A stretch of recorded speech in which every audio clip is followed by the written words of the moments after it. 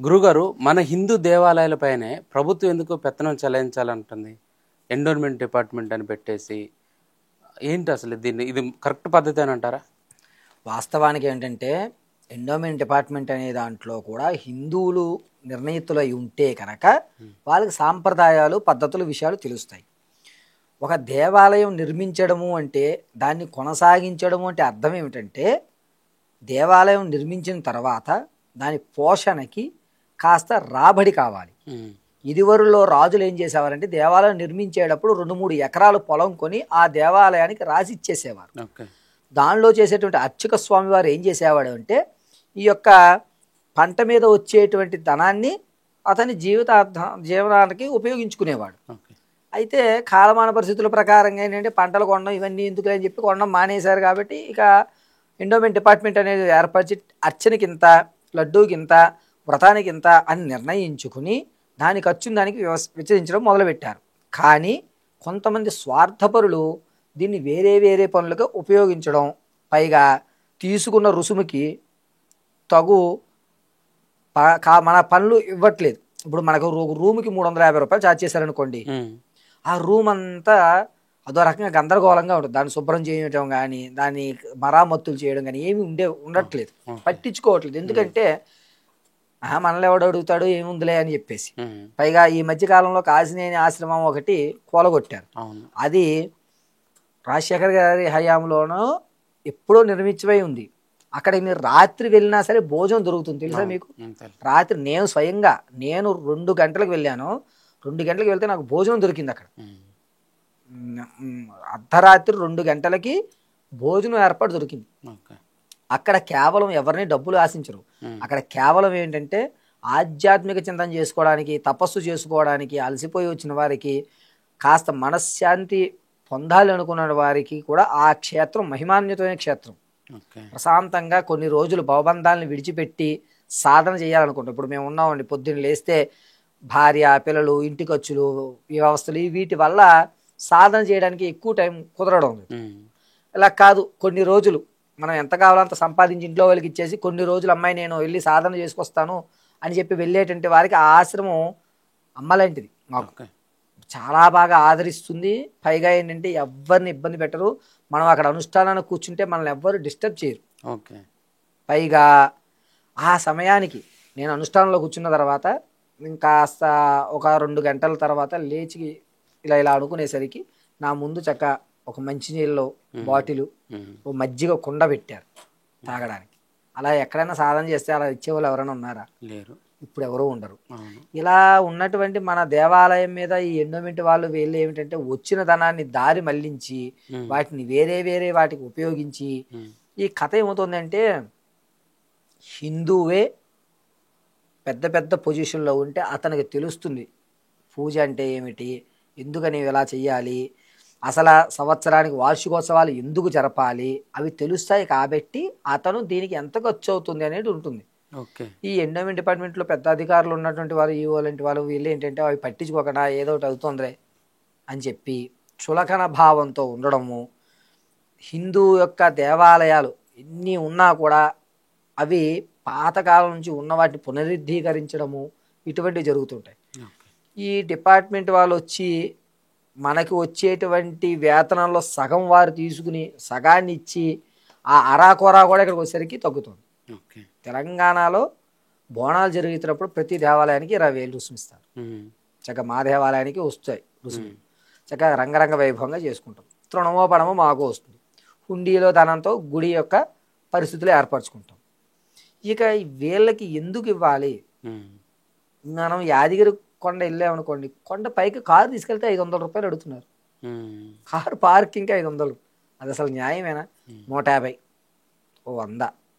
ఇంతవరకు కొంతమంది ఆర్థిక ఇబ్బందుల నుంచి నన్ను రక్షించవయ్యా నారాయణ అని వేడుకోవడానికి వెళ్తే అక్కడే ఆడికి ఆర్థిక భారం పడిపోతుంది. ఇంకా అక్కడనే మనం తగ్గించుకొని ఎందుకు వ్యవస్థ అనేది నిర్ణయించుకోవాలి. ఎండోమెంట్ డిపార్ట్మెంట్లో చాలా వరకు అన్యాయమైనటువంటి వ్యవస్థలు నడుస్తున్నాయి. మొన్న ఈ మధ్య కాలంలో అన్నవరంలో రూముల్లో మద్యం సీసాలు దొరికాయి. ఎండోమెంట్ పట్టించుకుంటే ఎందుకు జరుగుతాయి ఇవన్నీ? ఖచ్చితంగా మీరు ఇస్తున్నటువంటి ప్రతి రూపాయికి వారు సమాధానం చెప్పాలి.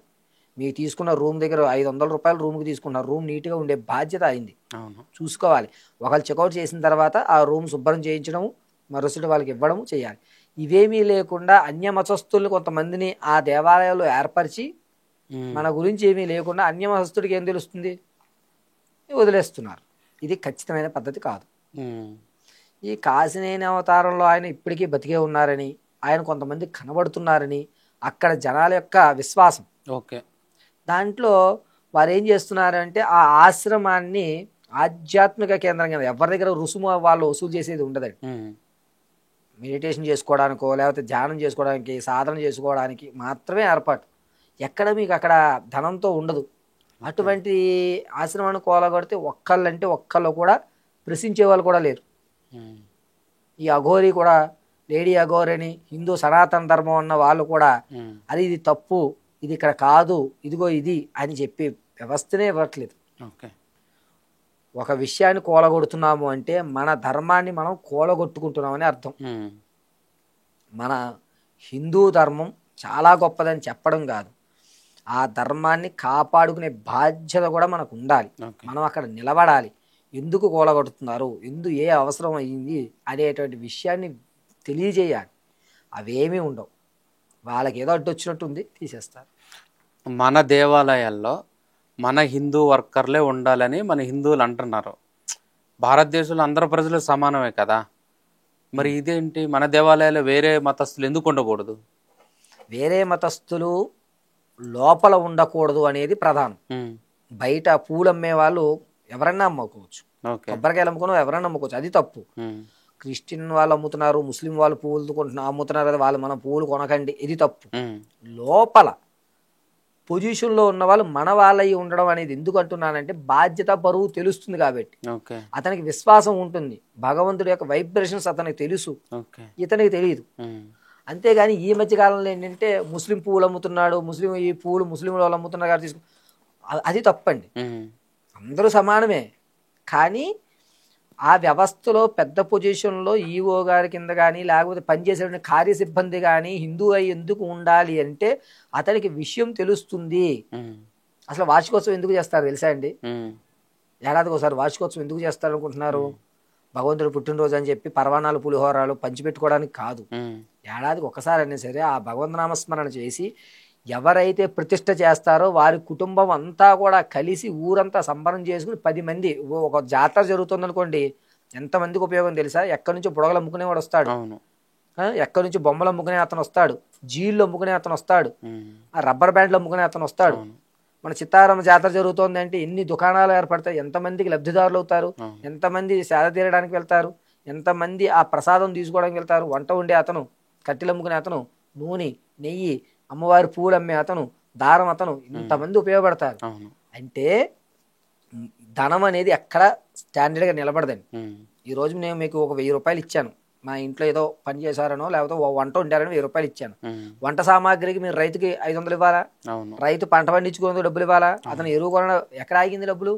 ఆగవు. కానీ పై పొజిషన్లో ఉన్న వాళ్ళు మన వాళ్ళైతే శాస్త్రం తెలుసు కాబట్టి ఆ యొక్క విగ్రహం నుంచి వచ్చేటువంటి వైబ్రేషన్స్ ఏవైతే ఉంటాయో అవి అందరూ ఉపయోగపడాలి అని. ఈ ఏడాది పూర్తయిన తర్వాత వాచ్ కోసం జరుగుతున్నప్పుడు పైన కలశం పెడతారు. దేవాలయాల్లో కలశాలు ఎందుకు పెడతారు అంటే కలశం రాగితో తయారవుతుంది. ఇది మెరుపుల నుంచి వచ్చేటువంటి విషయాన్ని తను గ్రాప్ చేసుకుంటుంది.